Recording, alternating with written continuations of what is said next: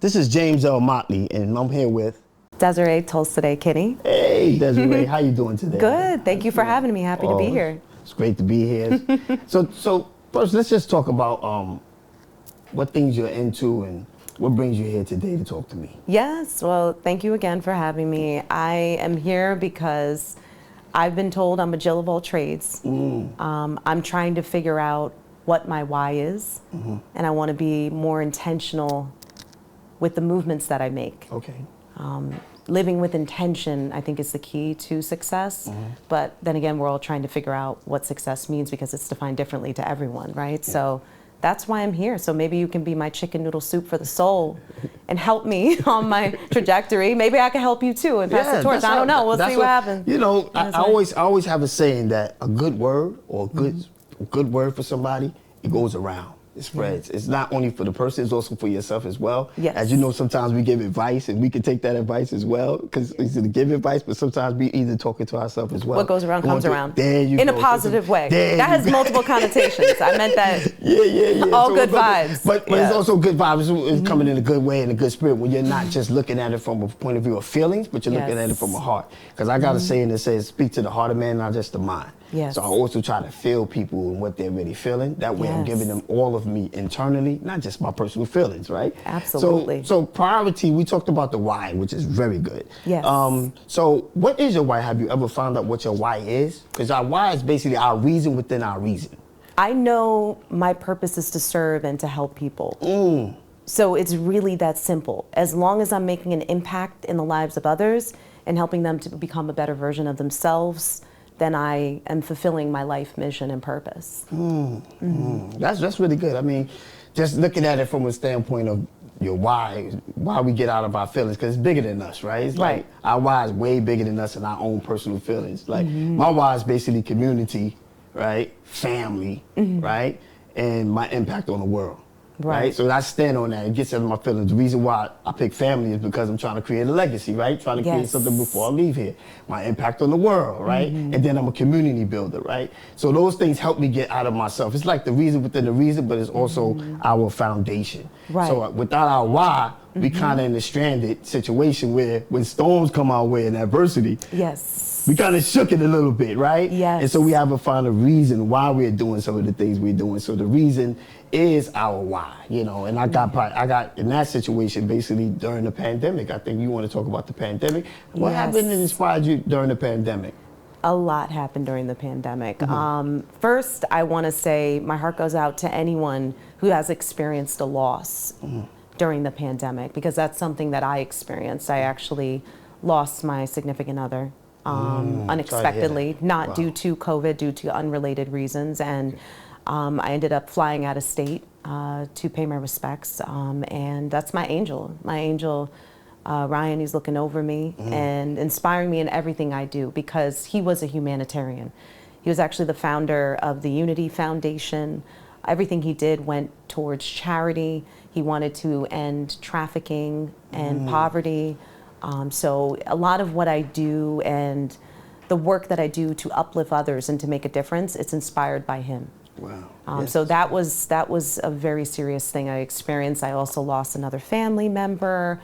So it was really a time of reflection. And I think we had this time that we didn't know what to do with it, right? Some put on that COVID weight, some were binge watching. I know I've been binge watched on quite a few shows. I never watched that much TV in my life, but it was like you let your hair down and you were able to have that time that you can't. I say there's two things you can never get back. It's your time and your energy. So how are you going to spend it and how are you going to use it? And how are you going to allow people to have access to it, right? So that's really key, and during that time, you could use that for yourself to reinvent yourself, to reinvigorate your energy, and utilize your time how you see fit. I budgeted for the first time. I was like, wow, I spend a lot of money on Starbucks. That wasn't a logo or brand endorsement, but I was like, I can make my tea or coffee at home, you know, just thinking of ways that you can just make yourself better and better and better. And I think what happened is we learned things about ourselves. You didn't know you were capable of doing certain things, like as simple as doing my hair, my mom's hair. I didn't know I could do that. I always relied on someone. Being self-reliant Yes. and not codependent. Which is I cool. think that's when everything's shut down. Guess what? You can't go to a store for that. You can't get this. You can't go even see your friends. How are you going to find joy within yourself? Because you can't go and hang out with your best friend anymore. You got to be careful. Yes. I would go to see my family members. My coworkers said, "You're going to see your family? Yes. Is that safe?" And I'm like, "Are you serious?" Yes, And yes. it was valid, Yes. right? How was your experience during the pandemic? Well, I really like what you were saying. I wanted to just backtrack a bit about Mary Terry and your friend that you lost. Sorry to hear. My those- significant other. those Thank steps, you. right? But what I'm also hearing from you is that you turn your pain into purpose. Yes. Like, not becoming a victim, but becoming victorious, right? Yes. And those are very key. I have a saying that I do presentations about, and I tell people, make your transitions your brand. Yes. But what you're going through sometimes is not about you. It's always about how you can bring somebody else out of it. Yes. It's always about the transitions you're going through that you can touch somebody internally, not just externally.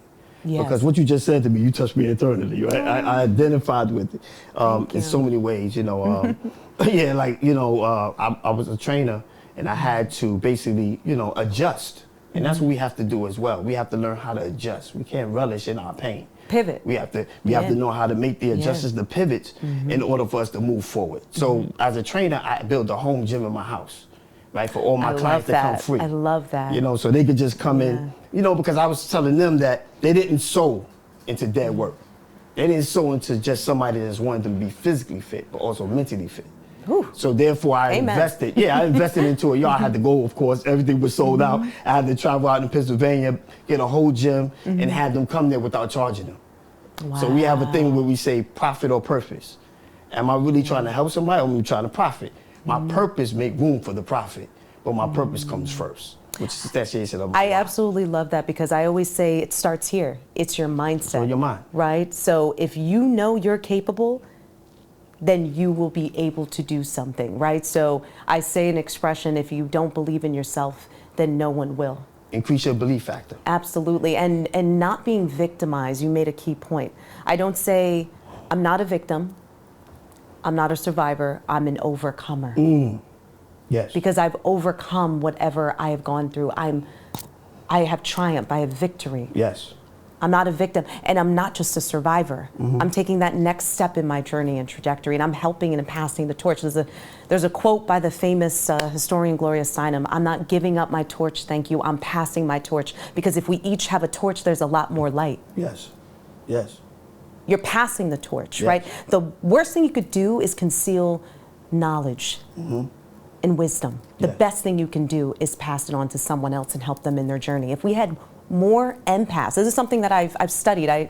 The Harvard Business Review talked about the power of emotional intelligence and how leaders feel that empathy and EI, emotional intelligence, is actually considered a sign of weakness, when actually it's the strength that we need to empower our leaders to breed other leaders. Yes. Right? That's why they say there's a difference between a manager and a leader. A manager dictates and tells someone something and expects people to follow. A leader can have someone actually fill their space as if they weren't even there in the room. Which is very key. Right. Which is very key, Right. So one of the things that you said that I really listened to is basically the importance of understanding how to release properly.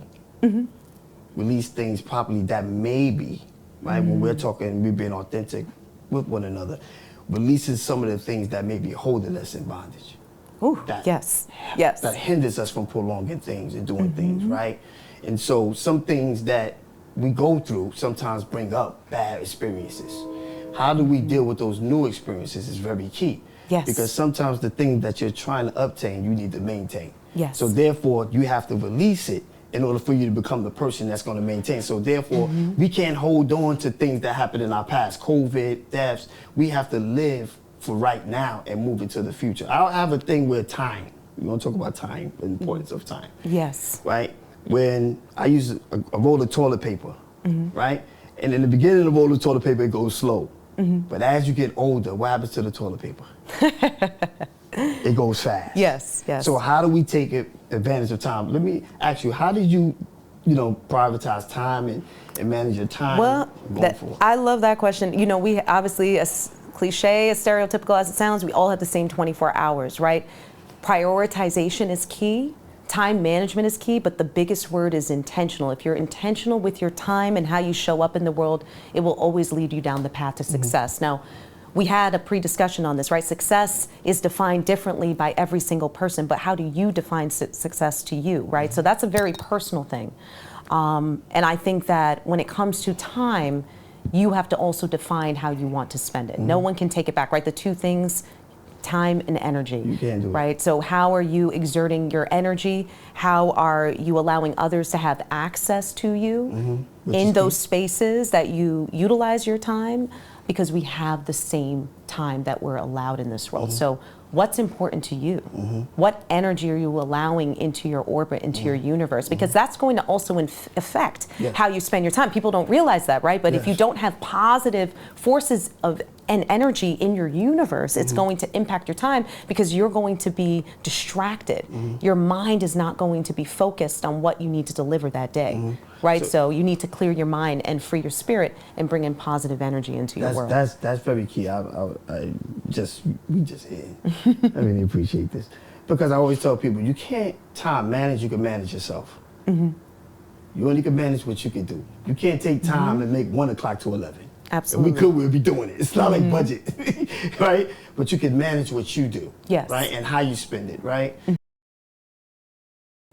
Yeah, so something you said about time and very interesting was that, you know, time management, I always tell people that you can't time manage, you can only manage time, you know what I'm saying? Absolutely. So therefore, it's like not like you could take 1 o'clock and change it to 11 o'clock, right? So how we spend our time is very important. It's very important on who we spend it with, which is what you said about energy. I always call them energy vampires. People that just suck the life out of you. You know, even sometimes you'll get a phone call, you're like, oh, I know how this phone call gonna be. And so I always tell people during that time, how bad do you want it? Right. That's gonna dictate what your decisions. Are they pushing towards your potential or are they pushing towards your right now? That phone call has to be dictated, or that conversation, or that person around you. Are they supporting where you're going, or they keeping you stagnant where you at?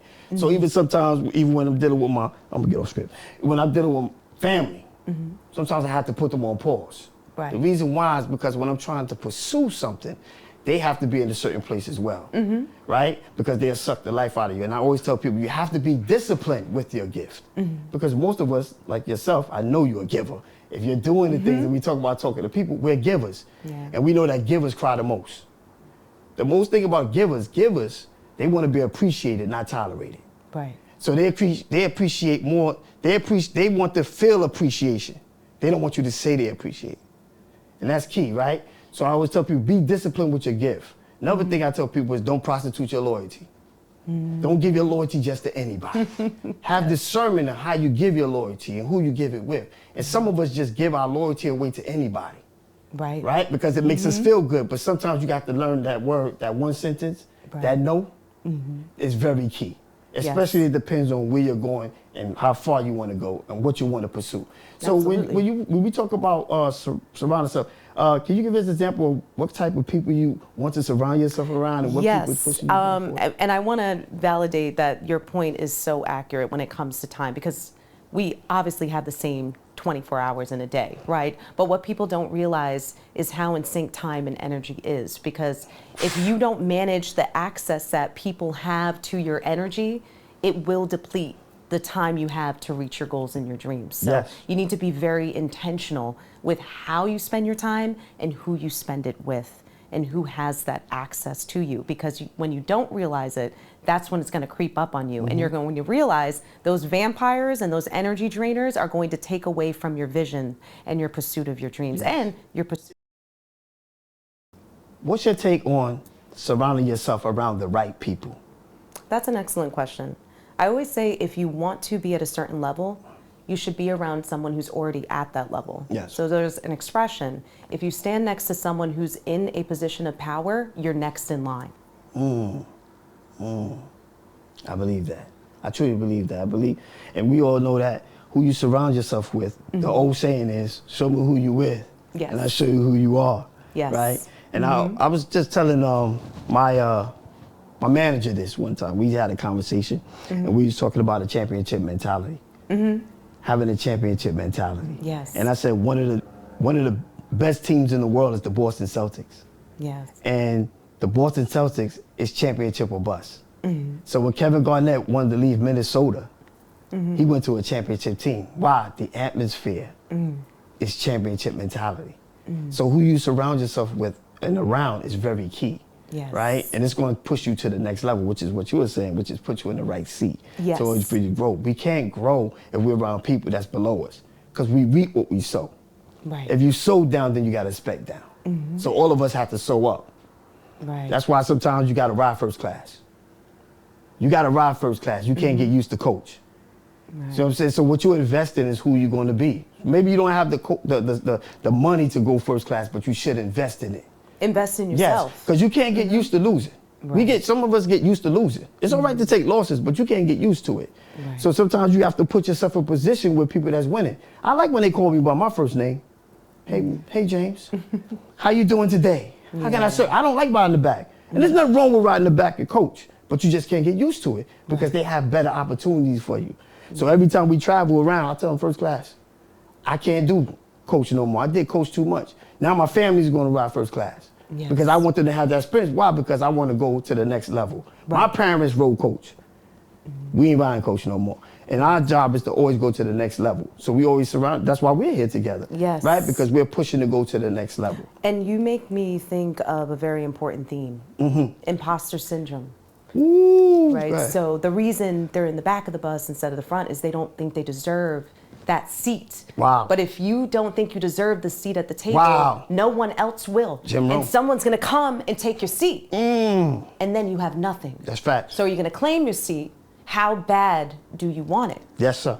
Right? Yes, So yes. whenever I speak to the youth or I do presentations, I always say, how bad do you want that seat? Right? Because if you want it bad enough, you're not going to let anyone take that seat. You're going to claim that seat.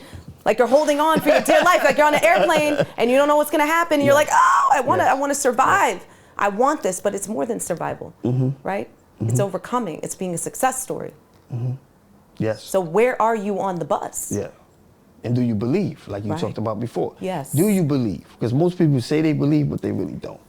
Right? Belief shows through your actions. Right? You show me better than you can tell me. Right? I have a saying, I hear the music, let me see the video. It has to line up. I like that one. I hear the music, I need to see As the an video. artist, I love that one. I'm using that one. You got to show me. Where's the visual? Where's the visual? I can't see it. I hear it, but I can't see it. Because everybody got great ideas until that work come. Everybody got great ideas. Yes. But if you don't expect abundance, then it's never going to come. Well, I'm gonna hit you with something else then. Go ahead, hit me. You ready? Okay, Yes, sir. so Yes, sir. we talked about imposter syndrome.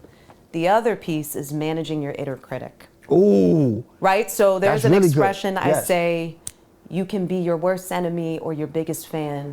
Which one do you choose? Right? Because we try to blame the external universe and this person said this to me. Now, don't get me wrong. Cyberbullying is real. Yes. Yes. Real life bullying, that's real. This is actually a thing that occurs in our society today, especially online bullying where people can hide behind screens. That's real. Yes. Right? So don't get me wrong. Yes. But you have to find the power within yourself. So it's funny, the term empowerment? Empowerment always is implied as lacking. It's not lacking. It's unlocking the power you already have within yourself. Yes. Knowing Tell me that you about it. have that gift within yourself and no one can make you believe that except for you. It's just like someone could tell you you're attractive or you're handsome or you're pretty. You don't believe it unless you feel it within yourself. Yes. So it really doesn't matter what someone else says or what they think. You have to feel that in your spirit. Yes. That's where that comes Right? from. Which means you have to find, they say, do you want temporary or fleeting happiness or do you want permanent joy? Yeah. Yeah. Some believe happiness is fleeting. It's not a permanent thing. I love it. Joy is I lifelong. love it. Yes. So once again, which Red one Rooster. do you want? And you have to be able to be willing to challenge yourself to find it in yourself and manage that critic that's within. Because when you look in the mirror, that's your biggest challenge that's right your biggest there in the mirror. you. That's your biggest critic. You. Who's staring right back at you. What are you feeding yourself? Yes. What are you feeding yourself? The importance of, in the critic, understanding small wins, which is the importance of self-confidence. Yes. Like taking advantage of small wins. understanding self-confidence. Yes. And understand that self-confidence, you may be confident in other things, but certain areas that you're not willing to deal with is what's holding you back. Yes. And what you're talking about is basically, they say, sticks and stones may break your bones, but words never hurt. That was a lie. Words do hurt. Words do hurt. Words do. We stick with words. Oh, and I'll take it to another level. PTSD is real. PTSD is real. People try to shake it off like there's a time frame for healing. You determine your time frame for healing. No one else determines when you heal except for you. Yeah. So whether you're enduring a loss or abuse or whatever your trauma may be, only you determine your timeline for healing. No one else does. So let me ask you a question with that. Yes. If you're willing to talk about it. Can you give me a trauma experience that you overcame, that you feel like you overcame, that made you better, and that you experienced that gave you that more self-confidence to do what you're currently doing now, which is towards the next level? I will. And it'll be like the first time this is ever being put out there, but it's finally time. I need to put this out there on a platform, and I think this is the right one. I was the victim of someone who was bullying and harassing me. They blackmailed me, and it was in the business world. It was another woman who thought I was coming for her job. I was not. I did not know. The company was actually what they considered. They thought they were upgrading with a new person who could fill the role, was at a higher level, and she thought that I was coming for her job. I didn't even know her. Wow. Yes, she did everything under the sun to undermine my credentials. So to make my credibility not seem valid. And I was shocked because I'm big on women empowerment. I've hosted workshops on Wall Street. I've helped women find jobs. I've mentored the female youth. I have a whole movement for women. And don't get me wrong, I support the brothers too. I support the brothers and the sisters, both. But Thank you. At the end of the day, historically, statistically, I mean, just to be fully transparent, women still are historically underpaid. Yes, totally compared agree. to men, and it breaks down based on their nationality. Minority women, there's still less women in CEO and executive positions statistically, and also, as we know, less female presidents. So, and women of that power. So I felt a sense of responsibility, being that my purpose in life is to serve people, to help the underserved. So that's when I went towards women and minorities. You know, that's where a lot of my work is. So not to, I digress. The point is that I experienced something I never experienced before, and I had a decision to make. I decided to stay true to my character, not change who I am for anyone. Just because someone shows a version of themselves doesn't mean you change the version of who you are. So I never sought any revenge. I never did anything outside of my character. I was very proud of myself because at the end of the day, karma will play its part, and it did. I ended up promoted multiple times. I received a Spirit of the Year award for the company. I ended up one of their top employees, flown out to state conferences. And I'm glad that I also trusted not only who I am and who I believe I am and how I show up in this world, but I trusted the power of my brand and the perception that others have of me. So one thing you really hit on throughout the discussion is your personal brand, and I think it's very key to understand how you show up in the world.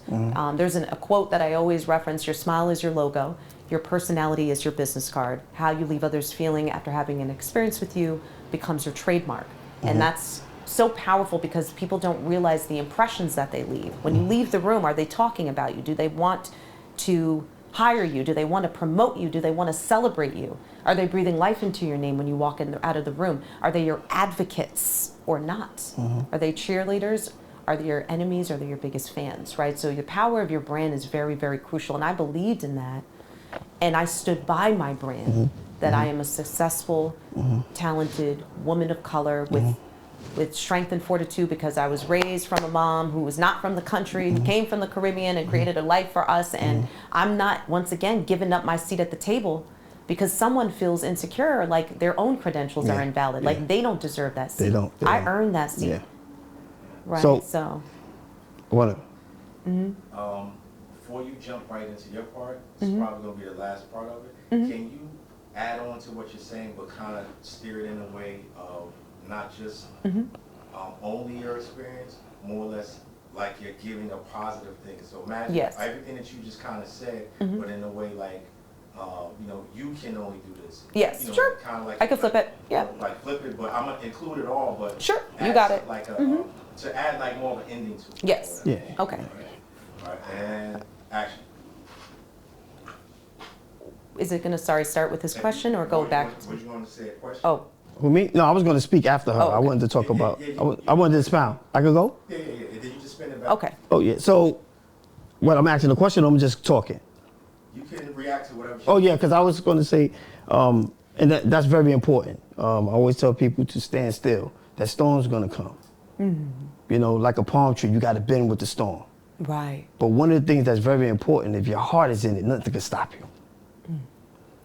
You know, I have a thing called get into place. And you have to get into place sometimes that you can't fight every battle. And you got to let things handle itself. If my heart's in the right place, you can't stop me. There's times that, like you saying, I was in the gym and training people and everybody was going against me in the gym and I'm just helping people. Like you said, I'm just doing my job. And people say, James, didn't you hear that they said this about you, did you? I said, I'm in the place. I don't need it. The reason why, if they try to stop what I'm doing, then they got to answer to something else because my heart is in the right place to helping others. I dare you, there has to be a cause and effect. There has to be a cause and effect. Anytime you're trying to pursue anything, adversity has to show up. Anything you're trying to do something, adversity has to show up. It's good and evil, it rations off. But are you going to stand through the storm? That's your test. Because anytime you're trying to do something positive, you got to look for the negative. That's why they have God and the devil. Right? If you look at good and evil, right? There's always something that has to balance the earth to show you how bad do you really want it. So the person that's going against you, sometimes they use as the vessel. They're used as a vessel to test your character, to see how bad do you really want this. One of the things I am is consistent. You're not going to outwork me. I might not be the smartest, but you can't outwork me. I'm going to see you come and see you go. You're not going to outwork me. In the gym, you're not going to outwork me. You're not going to stay here longer than me. You're not going to trick me out my money. You're not going to mess me up with my check. I'm not looking for a personal relationship. I get that at home. This is business. Right. So my outlook on things help me stand in a place that give you revelation. Like, this is what you need to stand. This is how you being tested. And it's supposed to test you to make you uncomfortable. Right. It's supposed to test you to make you uncomfortable. Why? Because what you're going through, like we talked about before, is to help somebody else. So that testimony that you're giving somebody else, that other woman, that next female that's coming up, they feel it on the inside. You're just not talking. Because we all can talk good, right? Those gifts got to get tried. You're going to be tried probably your whole life. This is real.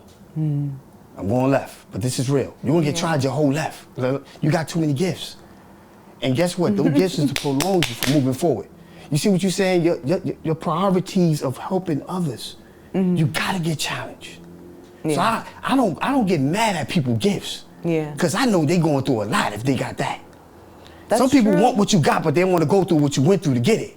That's true. So you're gonna get tried in tribulation emotionally, and you're gonna cry by yourself. Hold on, because it's a lonely journey, Jack. This is lonely. Jill. Nobody gonna bail you out. It's peace. Nah, serious. This is real. Peace.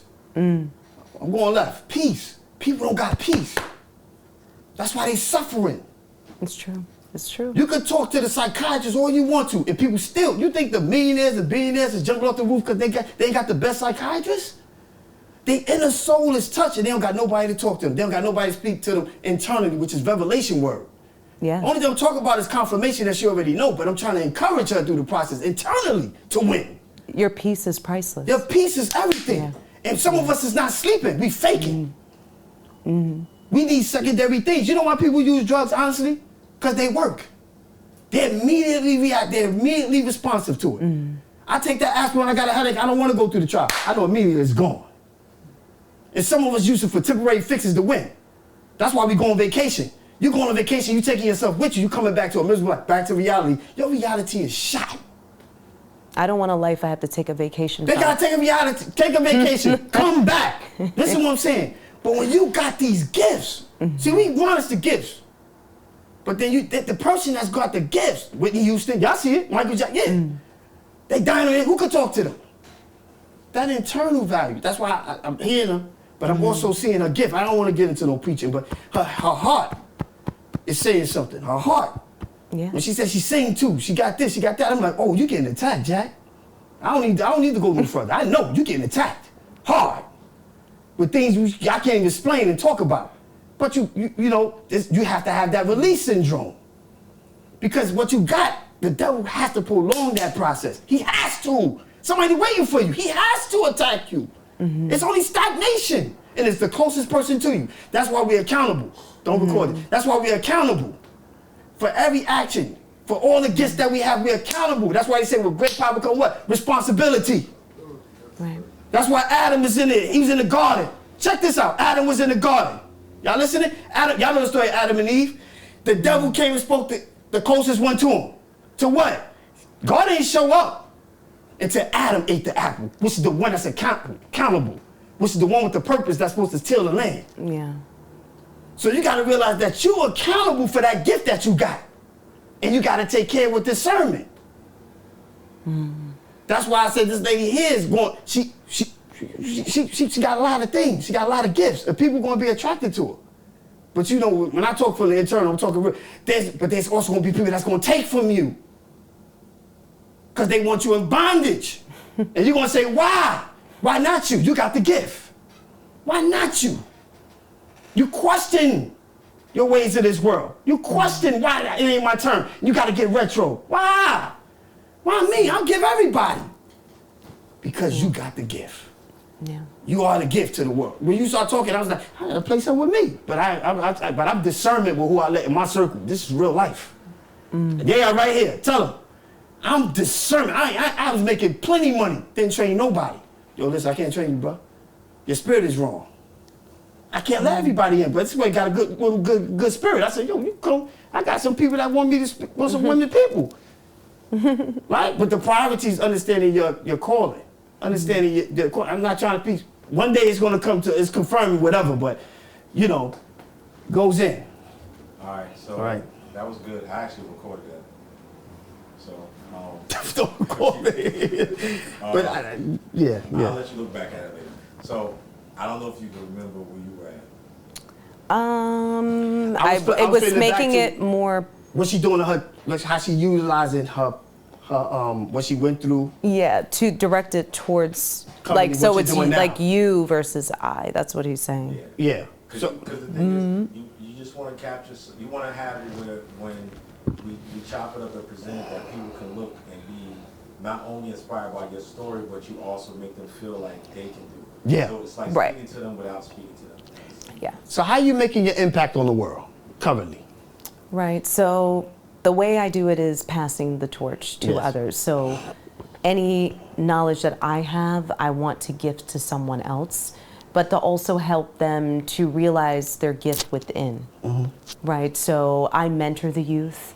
I have had a few success stories, and one thing that I say is there's nothing more beautiful than seeing someone finally have the confidence in themselves to be the best version of themselves. Could you tell us what places you do this mentorship, or what places you speak at currently? Yes, absolutely. So there's a few programs. One that I'm the most proud of is Streetwise. Okay. It's where they actually pair a mentor with a mentee, and you have the opportunity to help them with public speaking skills, help them with their presentations, help them with confidence building, elevator pitch, all of that. So it's really, like I said, I'm not responsible for their success. I think people need to realize you are not responsible for anyone's success. They are responsible for their success, and they're like my babies. You know, being able to see them nourished and grow into something that they could always be. They just needed someone to believe in them. Wow. And someone that saw something that no one else did. That's great. And at the end, it was like, you're not a mentor, you're a best friend. Wow. That was the feedback. And it made me cry, and it touched my heart because I thought, this is tough love. Are they really happy with this coaching and guidance? I'm trying to get them ahead of the curve because my mindset was, remember the struggles you're going to face in this economy. Remember what your limitations are, but don't let it hold you back. Yes. Let it empower you. So you're submitting an assignment, 2 to 3 days prior to the due date, you should have that in. You're reaching for a B? No, reach for an A. You know, so there's potential. setting them up for success, right? So I would say to anyone who has the chance to mentor or to be someone's inspiration, remember, you're their hope. Yes. You're the encouragement. If they Yes, we haven't are. seen someone that looks like we them, you're that person that's Yes. giving them that belief that they can sit at the table, that they can get that dream job, that they deserve that recognition, the accolades, everything. They deserve it all. Yes. Yes. But they need to see someone. How do you believe that you can have that position when you don't see anyone that looks like you, right? So if no one is in a position of power that resembles you, why do you think it could be me, I could be next, right? So we need that. We need to have more people who are in that position of power who look like the people that want to be in that position, right? So. Great. I want you to basically expound on, just real quick, just say something briefly. How can it benefit? What message could you give to the young adults, the young women right now that's undecided of where they want to go in their life? They're confused. I mean, we understand at certain ages, young teens, we're very vulnerable to the outside world, the outside critics, the things that we talked about currently. Right. So what words of inspiration can you give that young female right now that's in the crossroads of their life, don't think it's possible, lack of faith, you know, feeling down, and they need that sense of confidence right now? What message could you give them so they can pursue to be successful on their level of what they believe success is? What message could you give them? I would say the biggest lesson is being able to believe in who you are and how you show up in this world. And I would say to know that you have a unique, beautiful gift within yourself. And no one has that. You're uniquely you. And don't try to be like anyone else, right? So your blessing to this planet is that you have something to offer that no one else does. That's beautiful. So listen to the voice that you have within yourself and believe in your potential and your power. Wow. Because you can't expect the external universe to give you that confidence and to believe on you. But you can believe in yourself and listen to your inner voice. Listen to your inner voice. Any last words that you want to share with the audience that they could take along, you know, for confidence and success? And, you know, you shared your wonderful success and the things that you're doing. I know you're a successful person, successful woman. You know, could you share something just to inspire the young adults and the young teens and the people that you service right now? Absolutely. I would say one thing my mentor instilled in me, Kaplan Mowbray, he is the author of the 10 Ks of Personal Branding. He is very, very keen on not being afraid of failure. So he says, failure is a nutrient, it's vitamin F. And remember, if you don't fail, it means you never tried. So it's about taking chances in your life and being comfortable with being uncomfortable. Yes. And allowing yourself to take calculated risks in your journey. Because if you don't take those risks, you never know the mountains you can climb, you never know the success that you can reach, you never know the impact that you can make in this world or on someone else. So don't be afraid of failure, because if you don't fail, you never tried. You never tried. And I'd say the other thing is listening to yourself and the voice that you have within. Because your voice, it's your microphone. That's good. That's good. That's good. Perfect.